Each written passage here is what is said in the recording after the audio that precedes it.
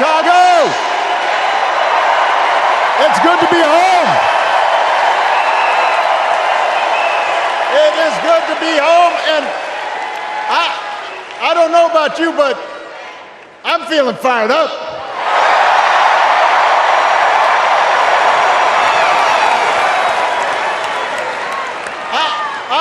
I am feeling ready to go.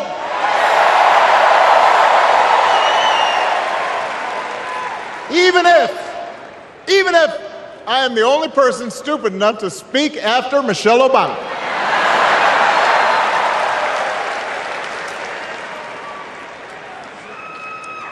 I am feeling hopeful because this convention has always been pretty good to kids with funny names who believe in a country where anything is possible. Because we have a chance to elect someone who has spent her entire life trying to give people the same chances America gave her. Someone who sees you and hears you and will get up every single day and fight for you. The next president of the United States of America, Kamala Harris.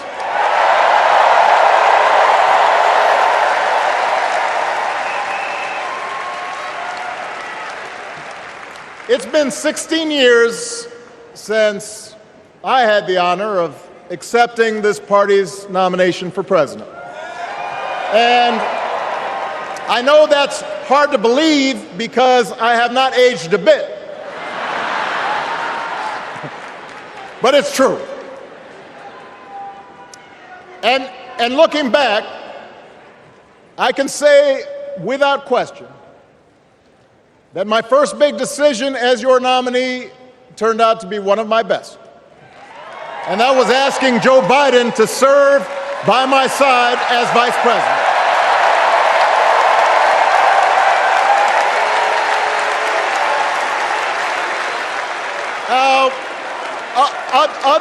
Other than some common Irish blood, Joe and I come from different backgrounds. But we became brothers. And as we worked together for 8, sometimes pretty tough years, what I came to admire most about Joe wasn't just his smarts, his experience.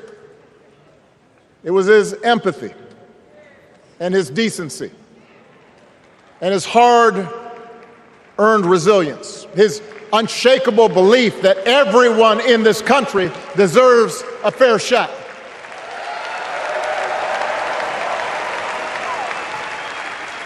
And over the last 4 years, those are the values America has needed most. At a time when millions of our fellow citizens were sick and dying, we needed a leader with the character to put politics aside and do what was right.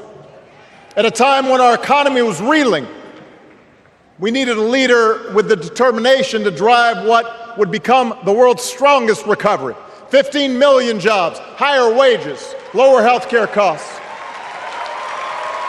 At a time when the other party had turned into a cult of personality, we needed a leader who was steady and brought people together and was selfless enough to do the rarest thing there is in politics, putting his own ambition aside for the sake of the country.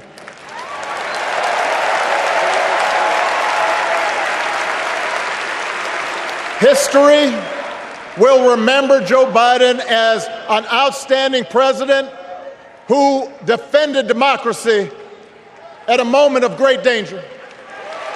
And I am proud to call him my president, but I am even prouder to call him my friend.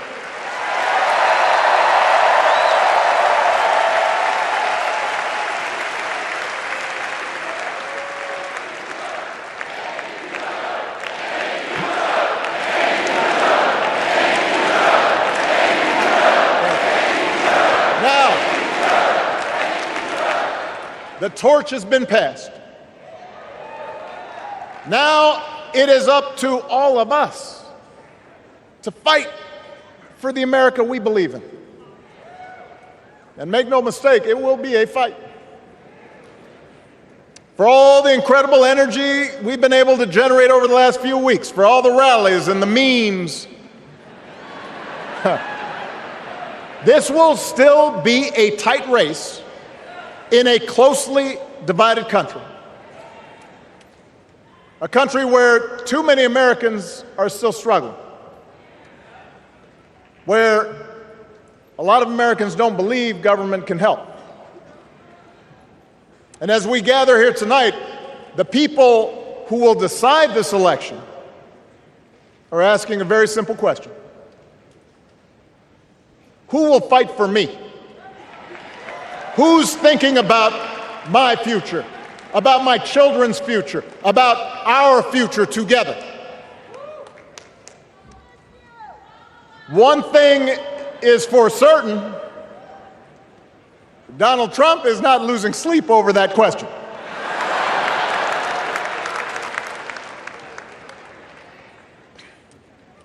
Here's a 78-year-old billionaire who has not stopped whining about his problems since he rode down his golden escalator 9 years ago. It has been a constant stream of gripes and grievances that's actually been getting worse now that he's afraid of losing to Kamala. There's the childish nicknames, the crazy conspiracy theories, this weird obsession with crowd sizes.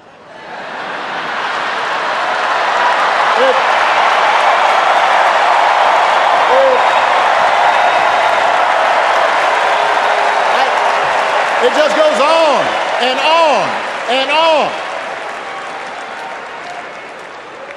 The other day I heard someone compare Trump to the neighbor who keeps running his leaf blower outside your window every minute of every day.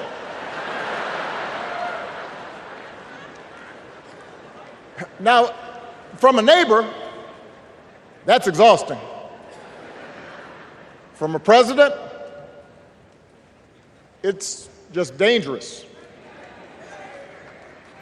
The truth is, Donald Trump sees power as nothing more than it means to his ends. He wants the middle class to pay the price for another huge tax cut that would mostly help him and his rich friends. He killed a bipartisan immigration deal written in part by one of the most conservative Republicans in Congress that would have helped secure our southern border because he thought trying to actually solve the problem would hurt his campaign. He doesn't. Do not boo. Vote.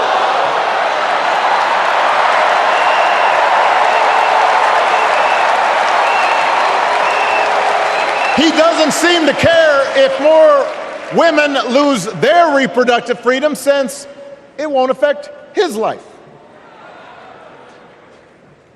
And most of all, Donald Trump wants us to think that this country is hopelessly divided between us and them, between the real Americans, who of course support him, and the outsiders who don't. And he wants you to think that you'll be richer and safer if you will just give him the power to put those other people back in their place. It is one of the oldest tricks in politics from a guy whose act has, let's face it, gotten pretty stale. We do not need 4 more years of bluster and bumbling and chaos. We have seen that movie before, and we all know that the sequel is usually worse.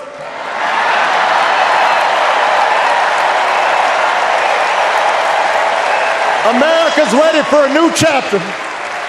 America's ready for a better story. We are ready for a President Kamala Harris.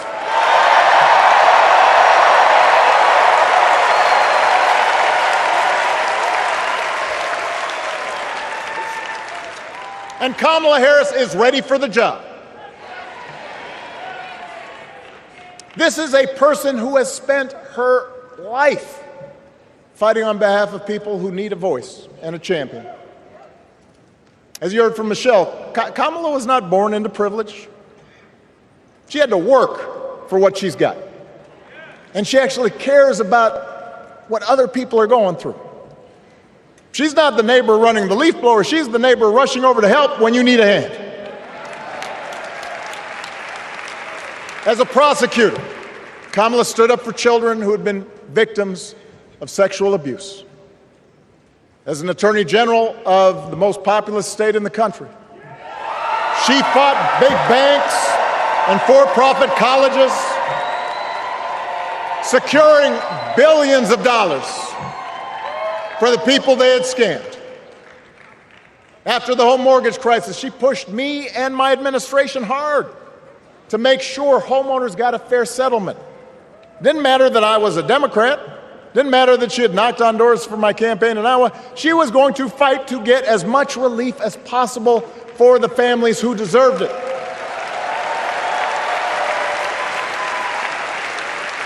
As vice president, she helped take on the drug companies to cap the cost of insulin, lower the cost of health care, give families with kids a tax cut. And she is running for president with real plans to lower costs even more and protect Medicare and Medicaid and sign a law to guarantee every woman's right to make her own health care decisions.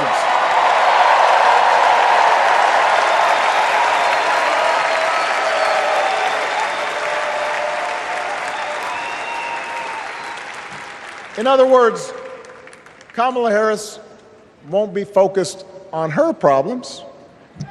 She'll be focused on yours. As president, she won't just cater to her own supporters and punish those who refuse to kiss the ring or bend the knee. She'll work on behalf of every American. That's who Kamala is. And in the White House, she will have an outstanding partner in Governor Tim Walz.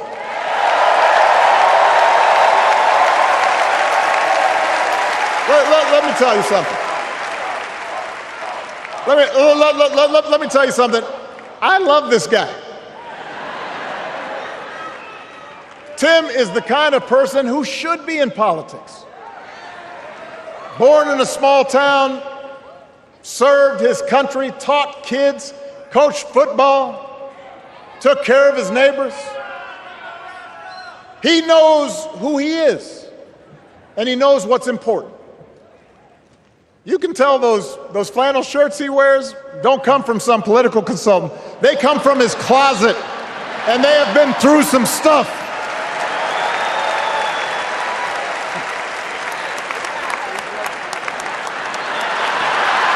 They have been through some stuff.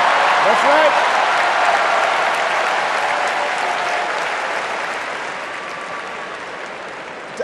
Together, Kamala and Tim have kept faith with America's central story.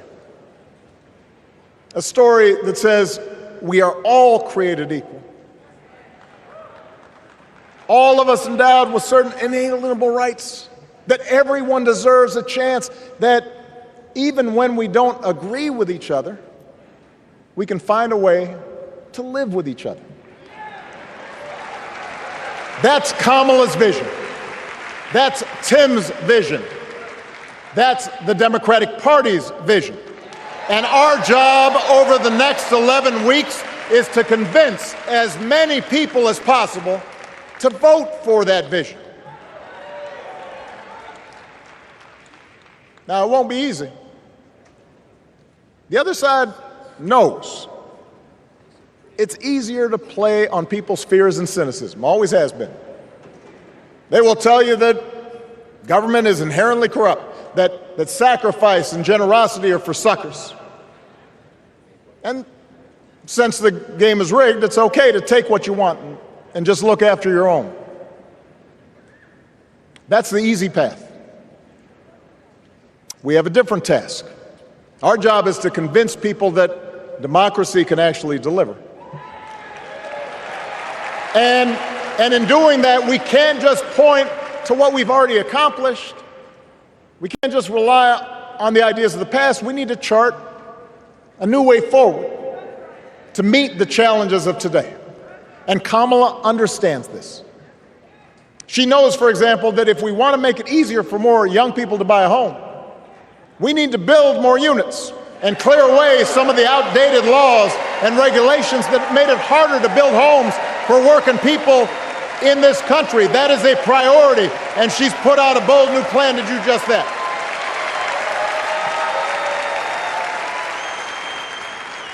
On health care, we should all be proud of the enormous progress that we've made through the Affordable Care Act, providing millions of people access to affordable coverage, protecting millions more from unscrupulous insurance practices. I noticed, by the way, that since it's become popular, they don't call it Obamacare no more.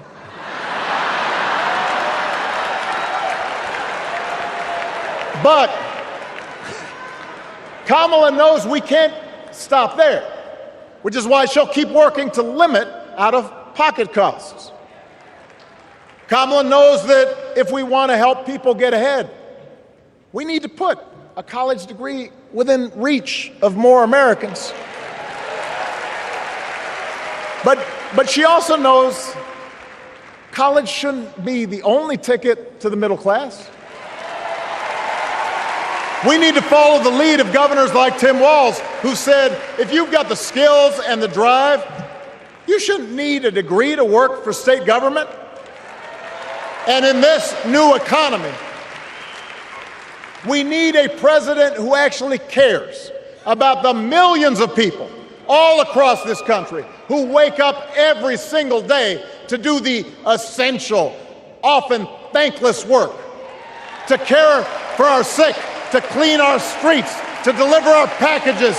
We need a president who will stand up for their right to bargain for better wages and working conditions. And Kamala will be that president.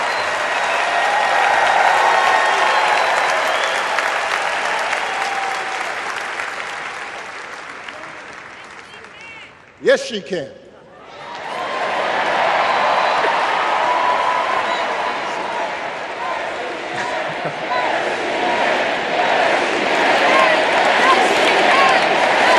Yes, she can. A Harris-Walz administration can help us move past some of the tired old debates that keep stifling progress. Because at their core, Kamala and Tim understand that when everybody gets a fair shot, we are all better off. They understand that when every child gets a good education, the whole economy gets stronger. When women are paid the same as men for doing the same job, all families benefit.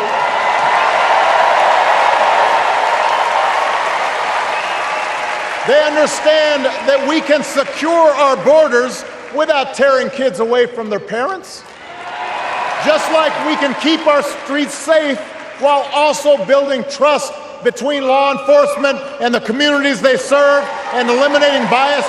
That will make it better for everybody.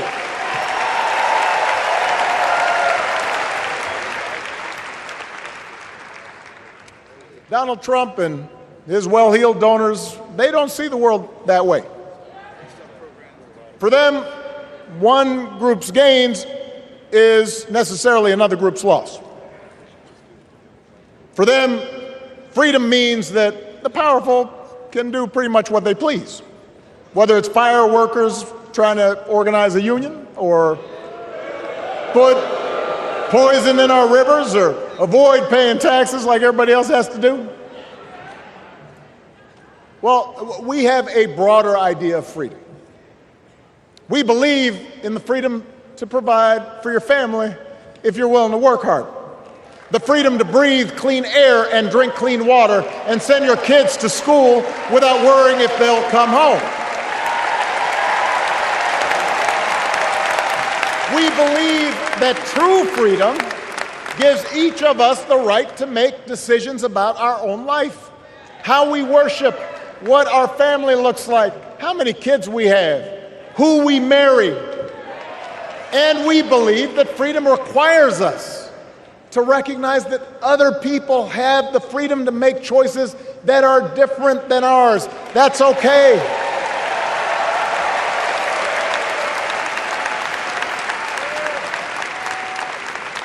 That's the America Kamala Harris and Tim Walz believe in. An America where we, the people, includes everyone. Because that's the only way this American experiment works. And despite what our politics might suggest, I think most Americans understand that. Democracy isn't just a bunch of abstract principles and dusty laws in some book somewhere. It's the values we live by. It's the way we treat each other, including those who don't look like us, or pray like us, or see the world exactly like we do.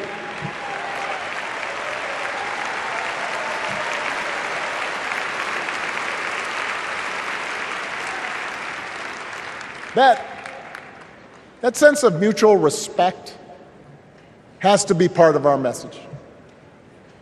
Our politics have become so polarized these days that all of us across the political spectrum seem so quick to assume the worst in others, unless they agree with us on every single issue.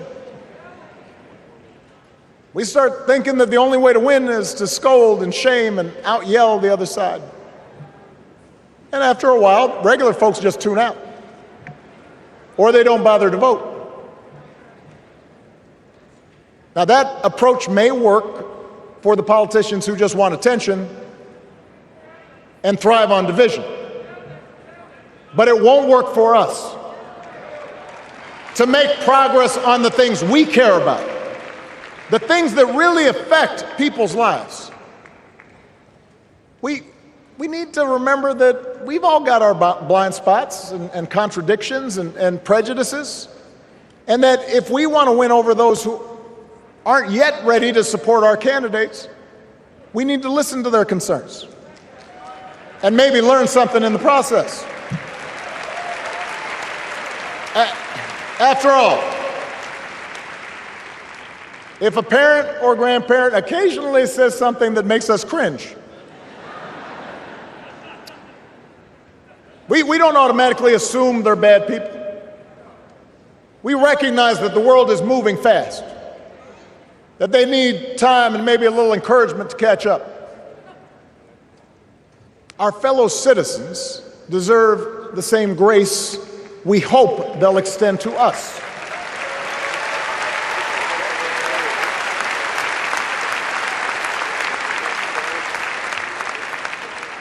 That's how we can build a true democratic majority, one that can get things done. And by the way, that does not just matter to the people in this country. The rest of the world is watching to see if we can actually pull this off.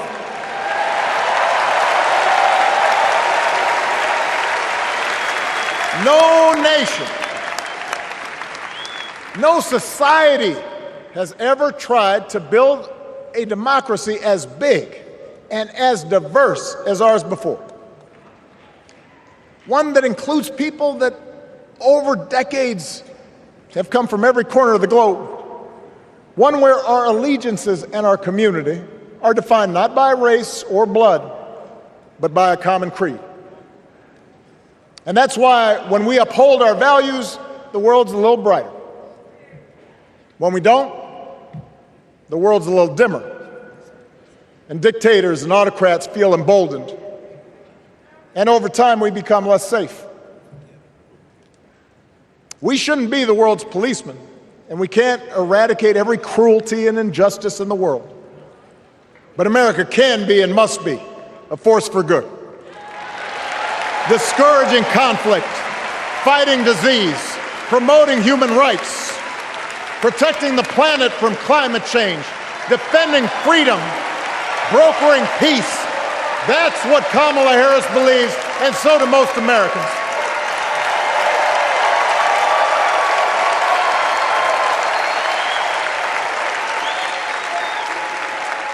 Now,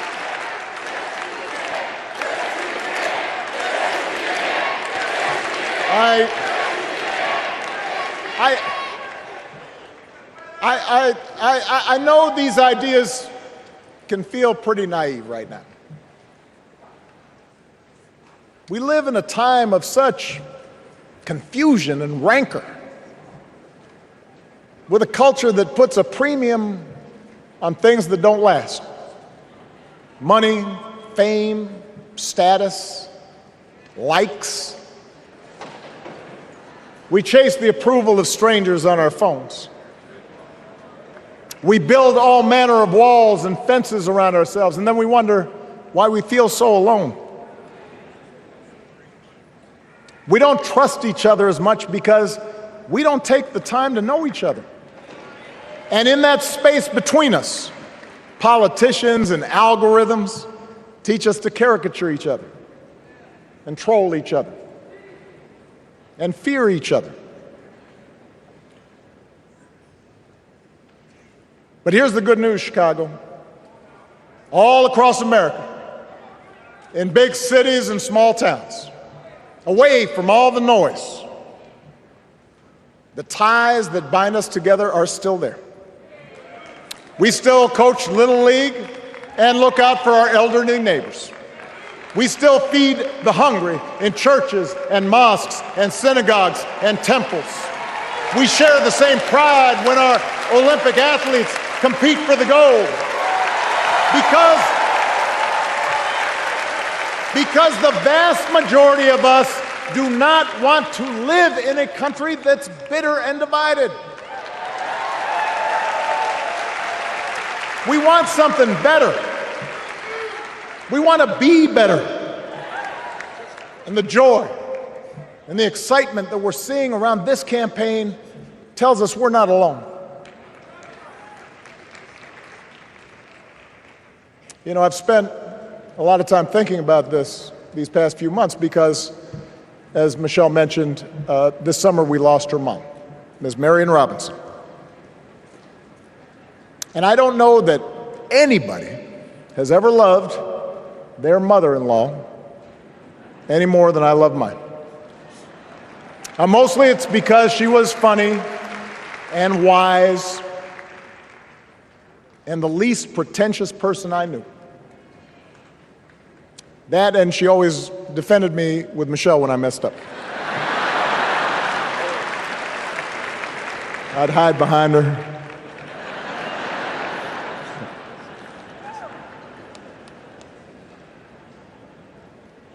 But I also think one of the reasons Mary and I became so close was she reminded me of my grandmother, the woman who helped raise me as a child. And on the surface, the two of them did not have a lot in common.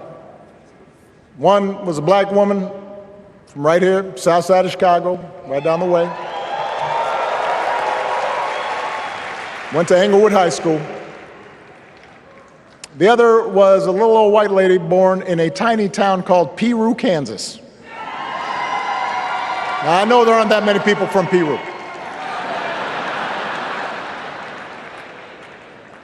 And yet they shared a basic outlook on life. They were strong, smart, resourceful women, full of common sense, who, regardless of the barriers they encountered, and women growing up in the 40s and 50s and 60s, they encountered barriers. They still went about their business without fuss or complaint and provided an unshakable foundation of love for their children and their grandchildren. In that sense, they both represented an entire generation of working people who, through war and depression, discrimination and limited opportunity, helped build this country. A lot of them toiled every day at jobs that were often too small for them and didn't pay a lot. They willingly went without just to keep a roof over their families' heads, just to give their children something better. But they knew what was true. They knew what mattered. Things like honesty and integrity, kindness and hard work. They weren't impressed with braggarts or bullies. They didn't think putting other people down lifted you up or made you strong. They didn't spend a lot of time obsessing about what they didn't have. Instead, they appreciated what they did. They found pleasure in simple things: a card game with friends, a good meal, and laughter around the kitchen table,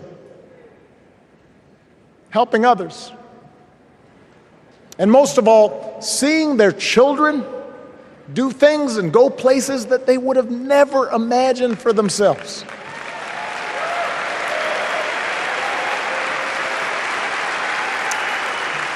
Whether you are a Democrat or a Republican or somewhere in between, we have all had people like that in our lives. People like Kamala's parents, who crossed oceans because they believed in the promise of America. People like Tim's parents, who taught him about the importance of service. Good, hard-working people who weren't famous or powerful, but who managed in countless ways to leave this country just a little bit better than they found it. As much as any policy or program, I believe that's what we yearn for. A return to an America where we work together and look out for each other. A restoration of what Lincoln called, on the eve of Civil War, our bonds of affection. An America that taps what he called the better angels of our nature. That is what this election is about. And I believe that's why, if we each do our part over the next 77 days, if we knock on doors, if we make phone calls, if we talk to our friends, if we listen to our neighbors, if we work like we've never worked before, if we hold firm to our convictions,